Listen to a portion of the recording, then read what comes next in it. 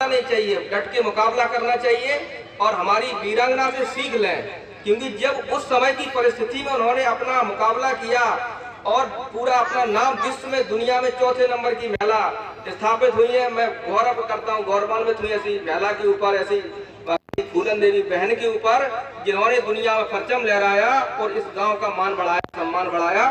सत सत नमन करता हूँ और बहुत बहुत धन्यवाद, मुझे बहुत बहुत आभार।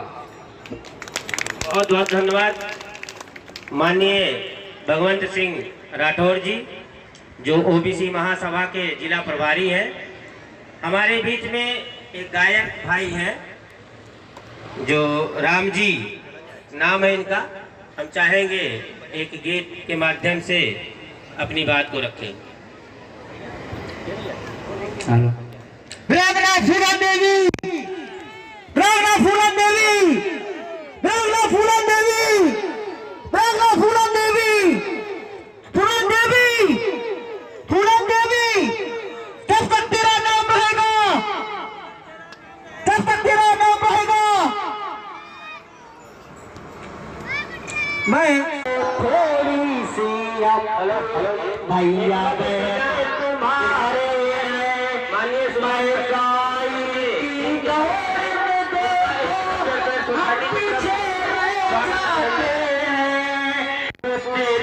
भोजन पाते बिना हम कुदरत के तारे हैं।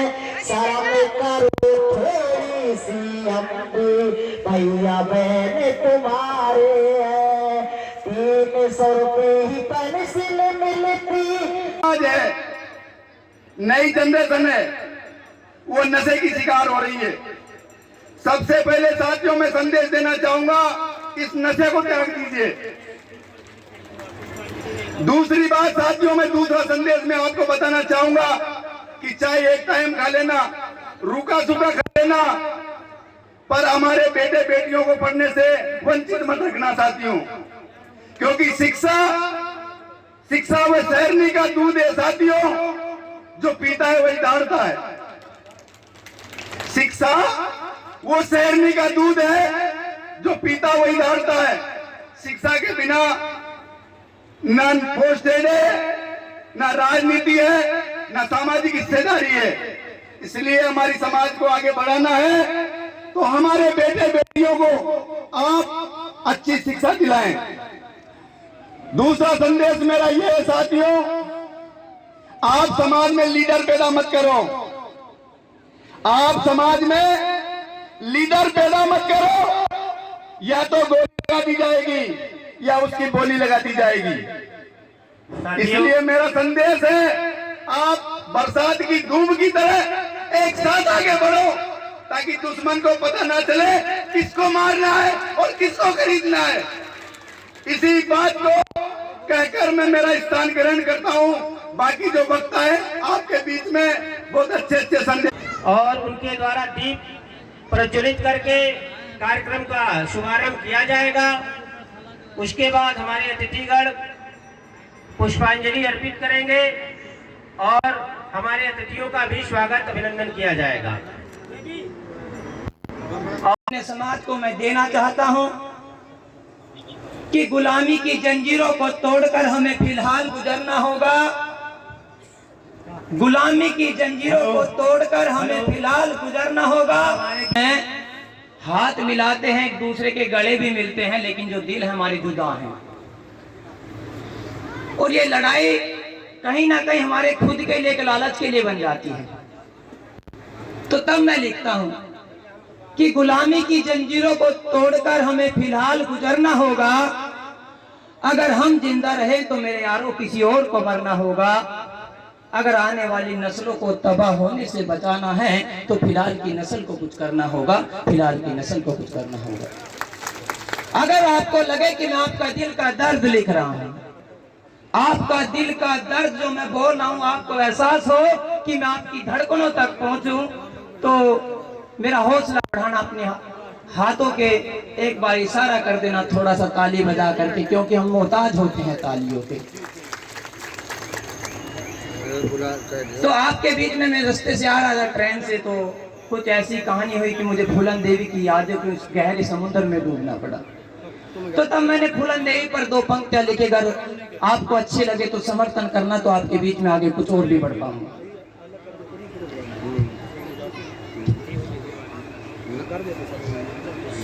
कविता लिखने बैठूं तो कोई सार नहीं है मिलता माँ, कोई सार नहीं है मिलता माँ।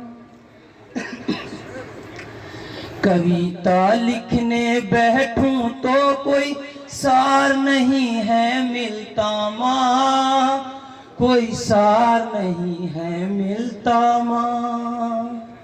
फूलन तेरे जख्मों का उपचार नहीं है मिलता माँ, कोई उपचार नहीं है मिलता माँ। थोड़ा पढ़ने में भी दिक्कत हो रही है क्योंकि दिल को ठेस करती है ये चीजें। कि तेरे दुश्मन को तो मिटा दूं तलवार धनुष और गोली से, तलवार धनुष और गोली से। तेरे दुश्मन को तो मिटा दूं माँ तलवार धनुष और गोली से, तलवार धनुष और गोली से। कैसे भर दूं जख्म तेरे माँ, मिले जो तेरे अपनों की बोली से, मिले तेरे अपनों की बोली से। कैसे भर दूं जख्म तेरे माँ, मिले जो अपनों की बोली से, मिले जो अपनों की बोली से। तेरे दर्द में डूबे तो फिर कोई दरबार नहीं हमें मिलता माँ, तेरे जख्मों का फूलन उपचार नहीं है मिलता माँ। प्रदीप निषाद जी आए हैं और कानपुर की धरती से चलकर देवी प्रसाद निषाद जी वरिष्ठ समाज सेवी हैं और वीरांगना फूलन देवी जी की आपकी बात को लड़ाई लड़ने के लिए लेकर चले थे। जब उन्होंने कहा था, साइमन कमीशन से लड़ करके कहा था, तब आपके बीच में आकर के कुछ ऐसे लोग आपको गुमराह करने का काम किए थे। लेकिन मैं कहना चाहता हूं, जब गुमराह किए थे, लेकिन जब जान गए तो आज उस रात को कितने दिन हो गए भाई, बीत गए कई सैकड़ों वर्ष बाद हम जगे हैं, तब वो मांगना शुरू किए हैं।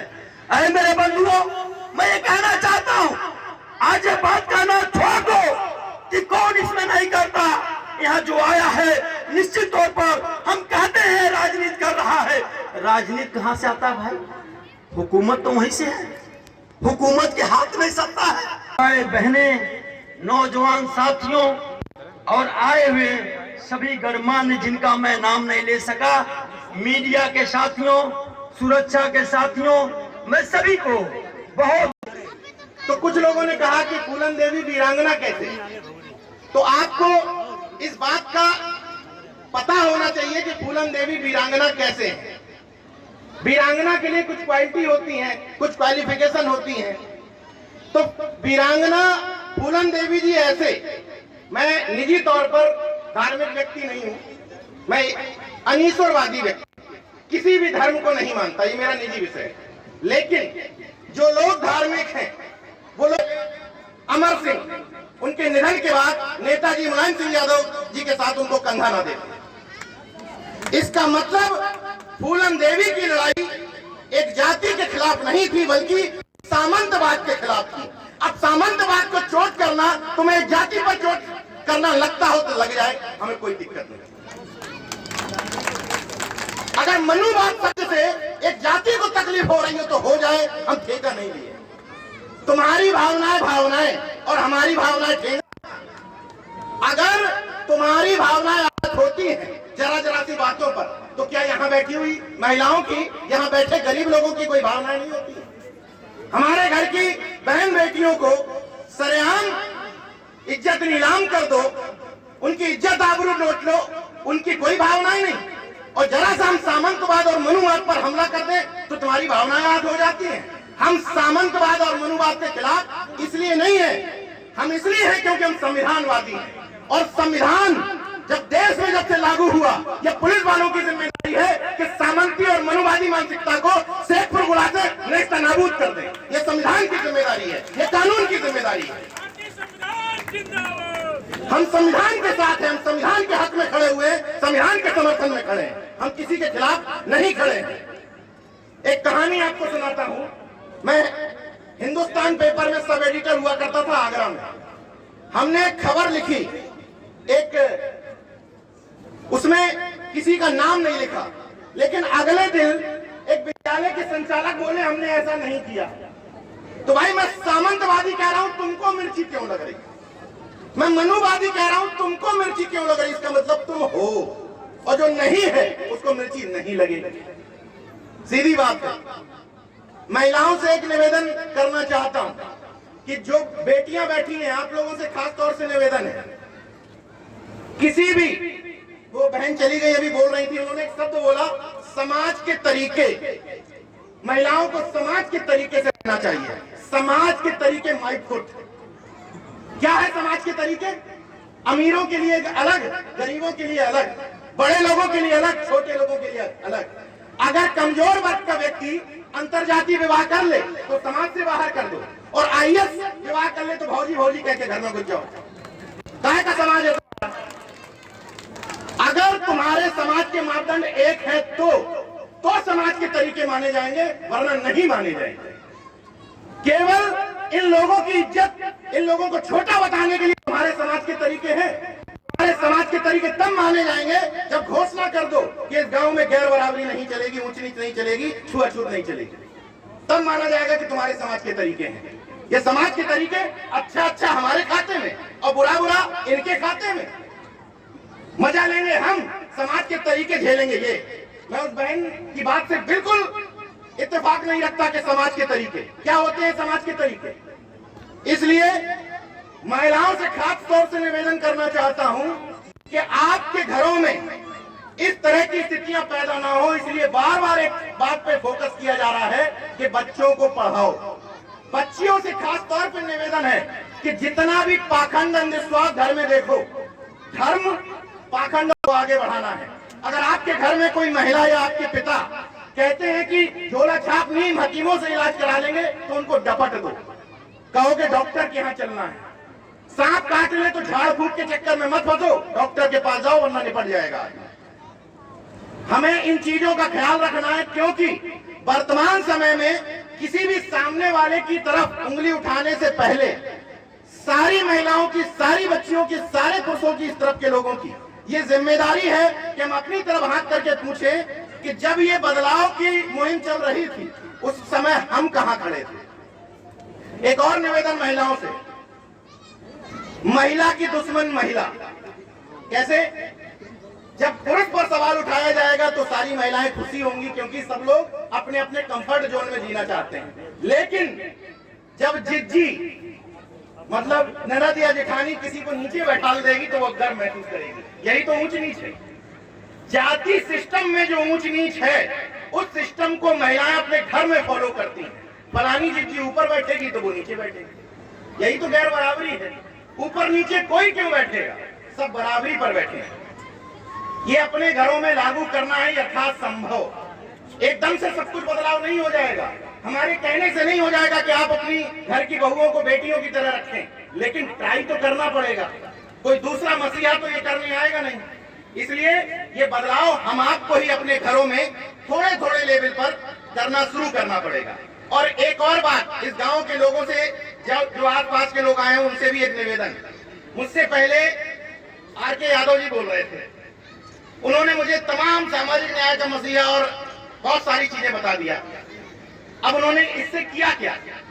जो लोग मुझे पहले से जानते थे उनको तो पता है कि भाई ठीक ठाक बकता है, बढ़िया बोलेंगे, लेकिन जिनको नहीं पता था वो भी एकदम अलर्ट हो गए कि कोई ठीक ठाक बकता आ रहा है, कोई तो बोलने आ रहा है। मेरा कहने का मतलब है कि हमें अपने घर परिवार के बच्चों को कट्टे से तोप बना देना है, जैसे उन्होंने किया।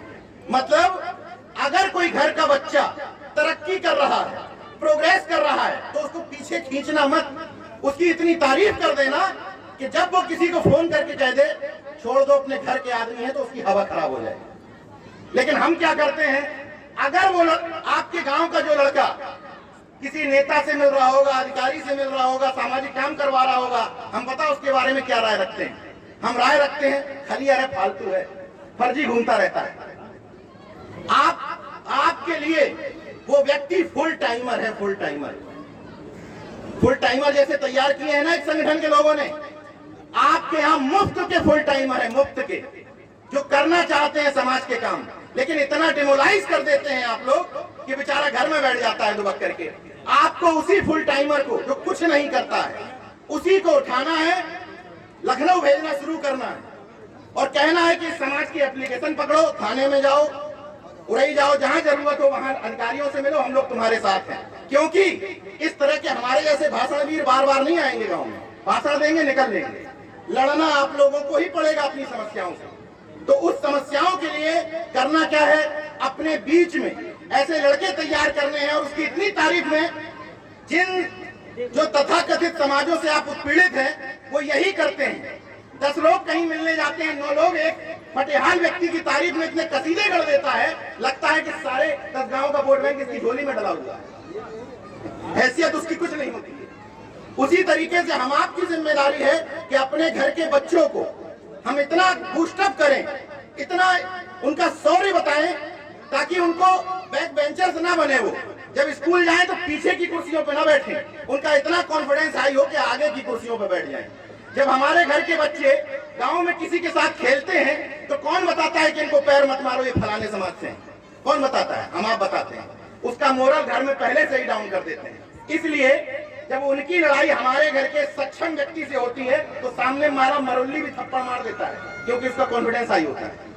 और हम अपने बच्चों का मनोबल और कॉन्फिडेंस पहले से ही गिरा देते हैं, ये कहते हुए कि फलाने हैं, अलग ग्रह से पैदा हुए हैं, अलग तरीके से। भाई हम आप तो ये सब शूद्र लोग एक ही तरीके से पैदा हुए, अब जो जैसे हुआ हो वो अपना जाने। हमारे साइंटिफिक सिस्टम में, विज्ञान में तो एक ही तरीका है पैदा होने का। हम सब जो यहाँ बैठे हैं वो सब एक ही तरीके से हुए होंगे। अब जो अलग अलग तरीके से हुआ हो उसको अपना समझना चाहिए कि वो कैसे हुआ, नहीं हुआ। बहरहाल इन सब बातों के अलावा एक काम और करना है, कोशिश करनी है कि आसपास मोहल्लों के आस पड़ोस में, गांव के आस पड़ोस में जितने भी बहुजन समाज के लोग रह रहे हैं, यथासंभव सारे मुद्दे नहीं सुलझाए जा सकते, सारे झगड़े हल नहीं करवाए जा सकते, नाली खड़ंजे के, खेत खलिहान के नहीं खत्म करवाए जा सकते, लेकिन थोड़ा थोड़ा ट्राई करो कि अपना दिल बड़ा किया जाए।